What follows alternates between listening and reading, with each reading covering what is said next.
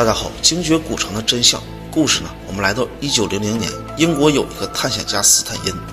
一直都称着自己是西方的玄奘。他自称他很痴迷东方文明，但其实他就是一个想要盗取中国国宝的大盗。他对这个古城非常的感兴趣。当他来到塔克拉玛干沙漠中心的位置，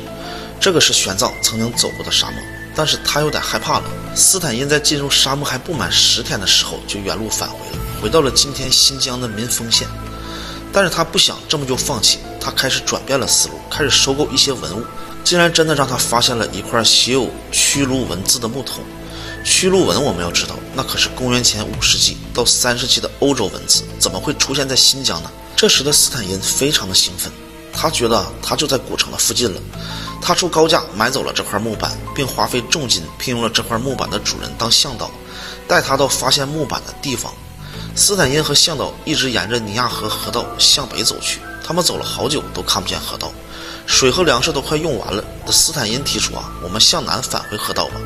但是向导说我们要向西才能找到新的河道。又不知道过了多久，他们找到了河道，在河道的附近呢，有一大片城市的废墟。斯坦因就像疯了一样朝着废墟跑去，在地上他发现了很多屈卢文的木桶，数量多得惊人，而且木桶上的文字还没有干透，就像不久前刚写上去一样，并且废墟当中还有很多佛经、珠宝、钱币。废墟周围的各种建筑、园林、古桥、墓地，可见这里的文明当时到达了何等的高度。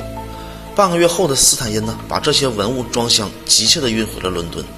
斯坦因前前后后来了3次，把精绝古城搬了个空。他在古城中搬走了什么，又发现了什么，我们无从得知。但斯坦因是第一个将尼亚遗址定为汉代精绝国的，因为他在废墟中得到了一块写有